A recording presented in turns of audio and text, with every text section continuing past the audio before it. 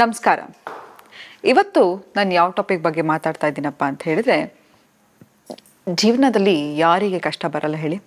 ಕಷ್ಟ ಮನುಷ್ಯನಿಗೆ ಬರದೆ ಮರಕ್ಕೆ ಬರುತ್ತಾ ಅಂತ ಹೇಳ್ತಾರೆ. ಆದರೆ ಈ ಕಷ್ಟ ಬಂದಾಗ ಹೇಗೆ ನಾವು ಕಂಗೆಡದೆ ಎದುರಿಸ್ಬೇಕು ಅನ್ನೋದ್ರ ಬಗ್ಗೆ ಇವತ್ತು ಮಾತಾಡ್ತಾ ಹೋಗೋಣ.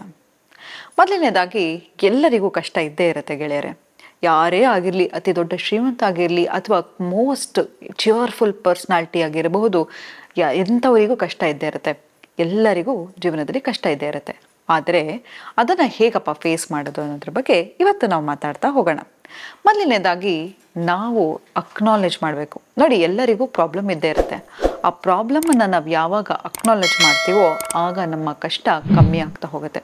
ಎಷ್ಟೋ ಸತಿ ನಾವು ಅಕ್ಸೆಪ್ಟೇ ಮಾಡ್ಕೊಳ್ಳಿಕ್ಕಾಗಲ್ಲ. ಯಾಕಂತ ಹೇಳಿದ್ರೆ ನೋಡಿ, ಯಾರೋ ನಮ್ಮನ್ನು ಅಗಲಿ ಹೋಗಿರ್ತಾರೆ ಅಥವಾ ಏನೋ ಸಡನ್ನಾಗಿ ಆಗ್ಬಿಟ್ಟಿರುತ್ತೆ, ಎಂಥದೋ ಇನ್ಸಿಡೆಂಟ್ ಆಗಿರುತ್ತೆ.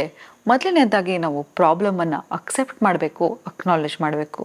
ನೋಡಿ, ಯಾವಾಗಾದರೂ ಅಷ್ಟೇ, ಯಾರಾದರೂ ನಿಮಗೆ ತುಂಬ ಇಷ್ಟಪಟ್ಟವರು ನಿಮ್ಮನ್ನು ಬಿಟ್ಟು ಹೋಗಿದರೆ ಅಥವಾ ಒಂದು ಸಾವಾಗಿದ್ದರೆ, ಅದಕ್ಕೆ ಹೇಳ್ತಾರಲ್ವ ಗ್ರೀವಿಂಗ್ ಪೀರಿಯಡ್ ಅಂತ 11 days ಕೊಡೋರು.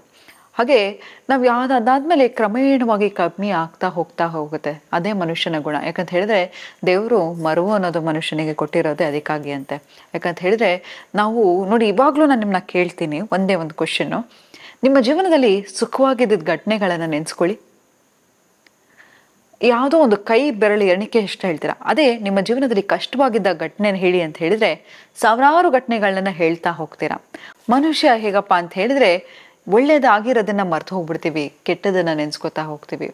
ಹಾಗೆ ನಮಗೆ ಯಾವುದಾದ್ರೂ ಒಂದು ಸಮಸ್ಯೆ ಬಂದಿದೆ ಅಂತ ಹೇಳಿದರೆ ಅದನ್ನು ಮೊದಲು ಅಕ್ಸೆಪ್ಟ್ ಮಾಡಿ ಅಕ್ನಾಲೇಜ್ ಮಾಡ್ತಾ ಹೋಗಿ. ನಂತರ ಏನಂತ ಹೇಳಿದ್ರೆ, ಕೆಲವು ಸತಿ ನಮಗೆ ಹೆಲ್ಪ್ ಬೇಕಾಗತ್ತೆ. ನೋಡಿ, ಯಾವುದು ನಾವು ಎಲ್ಲ ನಾನೇ ಮಾಡ್ತೀನಿ, ಇಂಡಿಪೆಂಡೆಂಟಾಗಿ ಮಾಡ್ತೀನಿ ಅಂತ ಹೇಳಿದ್ರೆ ಖಂಡಿತವಾಗ್ಲೂ ಸಾಧ್ಯ ಇಲ್ಲ. ಕೆಲವು ಸತಿ ನಿಮ್ಮ ಫ್ರೆಂಡ್ಸ್ ಒಟ್ಟಿಗೆ ಇರೋದಾಗಿರ್ಬೋದು, ಅಥವಾ ಅವ್ರ ಹತ್ರ ಒಂದು ಸಪೋರ್ಟ್ ಕೇಳೋದಾಗಿರ್ಬೋದು, ಅಥವಾ ಕೆಲವು ಸತಿ ಆರ್ಥಿಕವಾಗಿ ಸಹಾಯ ತಗೊಳ್ಳೋದಾಗಿರ್ಬೋದು, ಅಥವಾ ಎಮೋಷ್ನಲಿ ಸಪೋರ್ಟ್ ತಗೊಳ್ಳೋದಾಗಿರ್ಬೋದು. ಇದು ತುಂಬಾ ಮುಖ್ಯ. ಅದನ್ನು ಯಾವುದೇ ರೀತಿಯ ಸಂಕೋಚವಿಲ್ಲದೆ ಮಾಡಿ. ಮತ್ತು ಇನ್ನೊಂದು ಅಂತ ಹೇಳಿದ್ರೆ, ಇದು ಎಲ್ಲಾದ್ರ ಮಧ್ಯೆ ನಮಗೆ ಕಷ್ಟ ಬಂತು ಅಂತ ಹೇಳಿದ್ರೆ ಕಂಗೆಟ್ಟು ಕೂತ್ಕೊಂಡ್ಬಿಡ್ತೀವಿ, ಏನು ಮುಂದೆ ಅನ್ನೋದು ದಾರಿನೇ ತೋಚಲ್ಲ. ಅಂಥ ಸಮಯದಲ್ಲಿ ಏನು ಮಾಡಬೇಕಪ್ಪ ಅಂತ ಹೇಳಿದ್ರೆ, ನಿಮ್ಮನ್ನು ನೀವು ಒಂದು 5 ವರ್ಷದ ಮಗು ಥರ ನೋಡ್ಕೊಳ್ಳಿ. ಹೌದು, ನಿಮ್ಮನ್ನು ನೀವೀಗ ನಿಮ್ಮ ಮಗುವಿಗೆ ಏನಾದರೂ ಒಂದು ತೊಂದರೆ ಆಗ್ತಿದೆ ಅಂತ ಹೇಳಿದ್ರೆ ಅದಕ್ಕೆ ಇಟ್ಕೊಂಡು ಇನ್ನೂ ಹೊಡಿತೀರಾ ಅಥವಾ ಇನ್ನೂ ತೆಗಳ್ತೀರಾ? ಇಲ್ಲ ಅಲ್ವಾ? ಅದ್ರ ಬದಲು ಅದನ್ನು ಅಕ್ಕರೆಯಿಂದ ಪ್ರೀತಿಯಿಂದ ಮುದ್ದಾಡ್ತೀರಾ. ಹಾಗೆ ನಿಮ್ಮನ್ನು ನೀವು ನೋಡ್ಕೊಳ್ಳಿ. ಚೆನ್ನಾಗಿ ನಿಮ್ಗೆ ಇಷ್ಟ ಬರ್ತಕ್ಕಂಥ ಆಹಾರ ತಿನ್ನೋದಾಗಿರ್ಬೋದು, ಅಥವಾ ಒಂದು ಚಿಕ್ಕ ಟ್ರಾವೆಲ್ ಮಾಡಿ ಬರೋದಾಗಿರ್ಬಹುದು, ಅಥವಾ ಒಂದು ಒಳ್ಳೆ ಮೆಡಿಟೇಷನ್ ಮಾಡೋದಾಗಿರ್ಬೋದು, ಧ್ಯಾನಕ್ಕೆ ಹೋಗೋದಾಗಿರ್ಬೋದು, ಯೋಗ ಮಾಡೋದಾಗಿರ್ಬೋದು, ಎಕ್ಸಸೈಸ್ ಮಾಡೋದಾಗಿರ್ಬೋದು. ನೋಡಿ, ಪ್ರತಿ ಸತಿ ನಿಮಗೆ ಬೇಜಾರಾಗಿದ್ದಾಗ ವೆಯ್ಟ್ ಲಿಫ್ಟ್ ಮಾಡೋದಾಗಿರ್ಬೋದು, ವರ್ಕೌಟ್ ಮಾಡೋದಾಗಲಿ, ಇದು ಮಾಡಿದಾಗ ಖಂಡಿತವಾಗ್ಲೂ ನಿಮ್ಮ ಎಂಡಾರ್ಫಿನ್ಸ್ ರಿಲೀಸ್ ಆಗುತ್ತೆ. ನಿಮಗೆ ಡಿಪ್ರೆಷನಿಂದ ಬೇಗ ಆಚೆ ಬರಬೇಕಾದ್ರೆ ಫಿಸಿಕಲ್ ವ್ಯಾಯಾಮ ತುಂಬಾ ಇಂಪಾರ್ಟೆಂಟ್. ಯಾಕಂತ ಹೇಳಿದ್ರೆ ಅದು ಸೆಲ್ಫ್ ಲವ್ ಎಂಫಸೈಸ್ ಮಾಡುತ್ತೆ. ಈಗ ನೋಡಿ, ಯಾರೇ ಆಗಿರಲಿ ಡಿಪ್ರೆಷನಿಗೆ ಒಳಗಾಗ್ತಾರೆ ಅಥವಾ ಸ್ಯಾಡ್ನೆಸ್ಸು, ಲೋನ್ಲಿನೆಸ್ ಅಂತ ಹೇಳಿದಾಗ ಲ್ಯಾಕ್ ಆಫ್ ಸೆಲ್ಫ್ ಲವ್. ಇದನ್ನು ನಾನು ಪದೇ ಪದೇ ಹೇಳ್ತಾ ಇರ್ತೀನಿ. ನಿಮ್ಮ ಹತ್ರ ಏನು ಇರೋದಿಲ್ವೋ ಅದನ್ನು ನೀವು ಬೇಡ್ತೀರಾ. ಯಾರಾದರೂ ನಿಮಗೆ ಅಟೆನ್ಷನ್ ಕೊಡು, ಪ್ರೀತಿ ಕೊಡು, ಸಮಯ ಕೊಡು, ಟೈಮ್ ಕೊಡು, ನನ್ನನ್ನು ನೋಡ್ಕೋ, ನನಗೆ ಪ್ರೀತಿ ಕೊಡು ಅಂತ ಹೇಳ್ತಾ ಇದ್ದಾರೆ ಅಂತ ಹೇಳಿದ್ರೆ ಅವರಲ್ಲಿ ಅದಿಲ್ಲ ಅಂತ. ಹಾಗಾಗಿ ನಿಮ್ಮ ಹತ್ರ ಯಾವಾಗ ನಿಮಗೆ ಏನು ಬೇಕೋ ಅದನ್ನು ನೀವೇ ಕೊಟ್ಕೊಂಡಾಗ ನೀವು ಬೇರೆಯವ್ರ ಹತ್ರ ಕೇಳೋ ಅವಶ್ಯಕತೆನೇ ಇರಲ್ಲ. ಹಾಗಾಗಿ ಅಂತಹ ಸಮಯದಲ್ಲಿ ನಿಮ್ಮನ್ನು ನೀವು ತುಂಬಾ ಚೆನ್ನಾಗಿ ನೋಡ್ಕೊಳ್ಳಿ. ಮತ್ತು ಏನಪ್ಪ ಅಂತ ಹೇಳಿದ್ರೆ, ನಾವೇನು ಮಾಡ್ತೀವಿ, ಕಷ್ಟ ಬಂತು ಅಲ್ವಾ, ಬಂದಿದೆ, ಅದನ್ನು ಅಕ್ಸೆಪ್ಟು ಮಾಡ್ಕೊಂಡ್ವಿ, ನಮ್ಮನ್ನು ನಾವು ಚೆನ್ನಾಗೂ ನೋಡ್ಕೊಂಡ್ವಿ, ಮುಂದೆ ಏನು ಅಂತ ಹೇಳಿದ್ರೆ ಏನು ಮಾಡ್ತೀವಿ ಅಂತ ಹೇಳಿದ್ರೆ ಪ್ರಾಬ್ಲಮ್ ಇದೆ ಅಂತ ಹೇಳಿ 100 ಜನ ಹತ್ರ ಮಾತಾಡ್ತಾ ಹೋಗ್ತೀವಿ.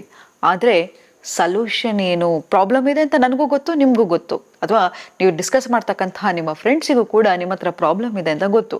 ಆದರೆ ಅದಕ್ಕೆ ಸೊಲ್ಯೂಷನ್ ಏನು? ಸೊಲ್ಯೂಷನನ್ನು ಹುಡುಕ್ತಾ ಕೂತ್ಕೊಳ್ಳಿ. ಎಷ್ಟೋ ಸತಿ ಒಂದು ರಿಸರ್ಚ್ ಇದೆ, ಯಾವಾಗ ನಿಮ್ಮ ಪ್ರಾಬ್ಲಮನ್ನು ನೀವು ಬರಿತಾ ಹೋಗ್ತೀವೋ ಅರ್ಧ ಪ್ರಾಬ್ಲಮ್ ಆಲ್ರೆಡಿ ನೀವು ಸಾಲ್ವ್ ಮಾಡಿಬಿಟ್ಟಿರ್ತೀರಂತೆ.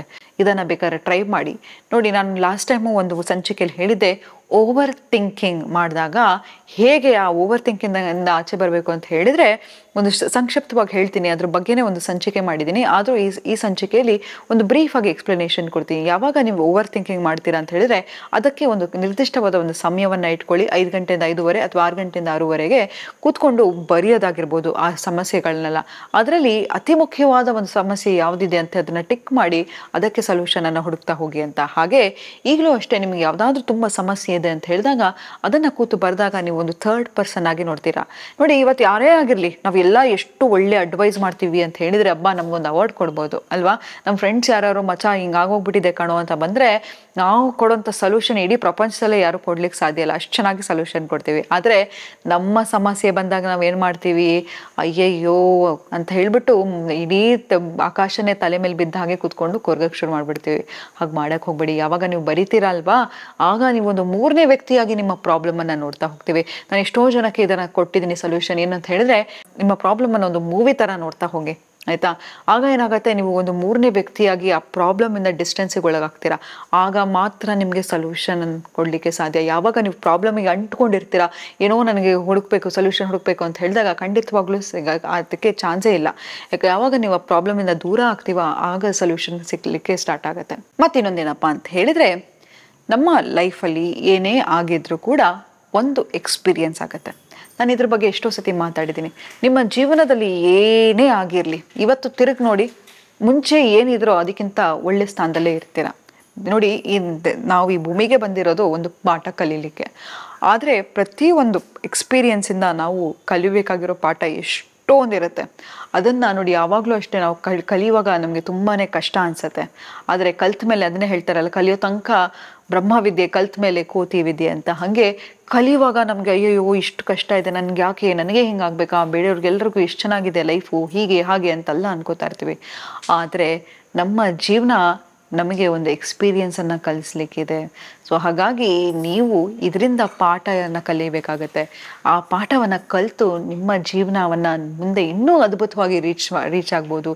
ಇನ್ನೂ ಒಂದು ಅದ್ಭುತವಾದ ಒಂದು ಸ್ಥಾನಕ್ಕೆ ಬರ್ತೀರಾ, ಇದಕ್ಕೆ ನಾನು ಗ್ಯಾರಂಟಿ ಅಂತ ಹೇಳ್ತಾ ಇವತ್ತಿನ ಸಂಚಿಕೆಯನ್ನು ನಾನು ಮುಕ್ತಾಯಗೊಳಿಸ್ತಿದ್ದೀನಿ. ಧನ್ಯವಾದಗಳು.